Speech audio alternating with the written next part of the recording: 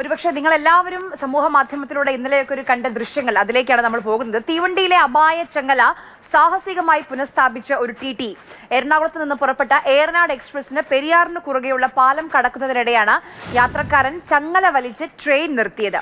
പിന്നാലെ ബോഗികൾക്കിടയിലൂടെ ഇറങ്ങിയാണ് TT അപായ ചങ്ങല പുനഃസ്ഥാപിച്ചത്. വളരെ റിസ്ക് എടുത്തുള്ള ഒരു ഇടപെടലാണ് അദ്ദേഹത്തിന്റെ ഭാഗത്ത് നിന്ന് ഉണ്ടായത്. ആ ദൃശ്യങ്ങളാണ് ഈ കാണുന്നത്.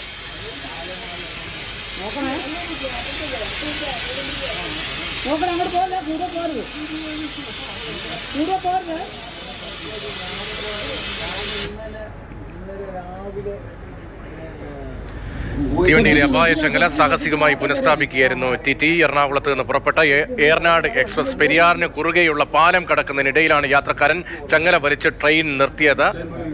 പിന്നാലെ ബോഗികൾക്കിടയിലൂടെ ഊർന്നിറങ്ങി അപായ ചങ്ങല പുനഃസ്ഥാപിക്കുകയായിരുന്നു TT. ആ ദൃശ്യങ്ങളാണ് മാതൃഭൂമി ന്യൂസിലൂടെ പ്രേക്ഷകർ കാണുന്നത്.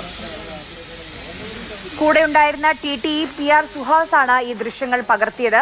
വിഷ്ണു പ്രകാശ് നമുക്കൊപ്പം വിവരങ്ങളുമായി കൊച്ചിയിൽ നിന്ന് ചേരുന്നുണ്ട്. വിഷ്ണു, പല രീതിയിൽ ഇത് പുനഃസ്ഥാപിക്കാൻ ശ്രമിച്ചു, പക്ഷെ കഴിഞ്ഞില്ല. ഒടുവിൽ ഇദ്ദേഹം TT ബെൻ തന്നെ നേരിട്ട് ഇറങ്ങുകയായിരുന്നു. വളരെ സാഹസികമായ ഒരു ദൗത്യമായിരുന്നു.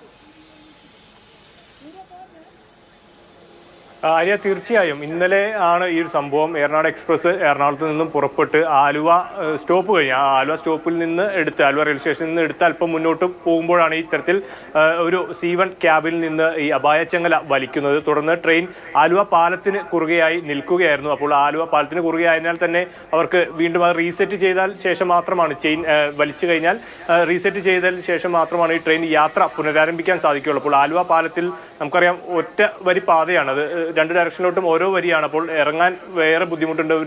മറ്റു വീതികളോ കാര്യങ്ങളോ ഒന്നും ഇല്ല. ട്രെയിനിൽ നിന്ന് ഇറങ്ങിച്ചെന്ന് മാറ്റുന്ന തരത്തിലുള്ള ഒരു സാഹചര്യമല്ല അവിടെയുള്ളത്. അപ്പോൾ മറ്റു മാർഗ്ഗങ്ങളില്ലാതെ അവസാനം ഈ TT തന്നെ മുന്നോട്ട് വരികയായിരുന്നു. അവിടെ ഗാർഡുമാരുടെയും അതുപോലെ സഹ TTയുടെയും എല്ലാം അനുമതിയോടെയും അവരുടെ പിന്തുണയോടും കൂടി അദ്ദേഹം രണ്ട് ബോഗികൾക്കിടയിലൂടെ ഊർന്നിറങ്ങി. നമ്മൾ സാധാരണ ട്രെയിനിൽ യാത്ര ചെയ്യുന്നവരാണെങ്കിൽ നമുക്ക് കാണാൻ പറ്റുക ഒരു പ്ലാറ്റ്ഫോം ഉണ്ട്. ആ പ്ലാറ്റ്ഫോം മാറ്റി അതിൽ നിന്നും ആ ട്രെയിനിന്റെ ക്യാബിനിലൂടെ തന്നെ ഇറങ്ങിപ്പോയി ആണ് ആ ഒരു റീസെറ്റ് ചെയ്യുന്നത്. അപ്പോൾ തൊട്ട് കൈവരിൻ്റെ ആ ഒരു ഒന്ന് അശ്രദ്ധമായി പോവാ, ഇല്ലെങ്കിൽ എന്തെങ്കിലും തരത്തിൽ പോയി കഴിഞ്ഞാൽ പുഴയിലേക്ക് പോകാനുള്ള സാധ്യതയുണ്ട്. പക്ഷേ അതെല്ലാം മറികടന്നുകൊണ്ട് അപ്പോൾ അദ്ദേഹം ഊർന്നിറങ്ങിയ ആ ട്രെയിനിൻ്റെ ആ ചെയിൻ റീസെറ്റ് ചെയ്തു. മാത്രമല്ല ആ സമയത്ത് തന്നെ വന്ദേ ഭാരത് വരുന്ന ഒരു സമയം കൂടിയാണ്. അപ്പോൾ നമുക്ക് റിസ്ക് എടുക്കാനുള്ള ഒരു സമയം ഉണ്ടായിരുന്നില്ല. കാരണം ട്രെയിൻ ഗതാഗതത്തെ തന്നെ മൊത്തത്തിൽ ബാധിക്കുമായിരുന്നു. ആ ഒരു മറ്റു ട്രെയിനുകളെയും അതിൻ്റെ ഡിലേ ആകുന്ന തരത്തിലോട്ട് പോയിരുന്നു. അപ്പോൾ ഉടനടി തന്നെ ഒരു ക്വിക്കായിട്ടുള്ള ഒരു റെസ്പോൺസ് അവിടെ വേണ്ടിയിരുന്നു. അത് TT ആയിട്ടുള്ള ബെൻ തമ്പി തന്നെ നേരിട്ട് ഇറങ്ങി അങ്ങനെ അദ്ദേഹം ആ ബോഗിയുടെ ഇടയിലൂടെ ഇറങ്ങി അത് റീസെറ്റ് ചെയ്ത്.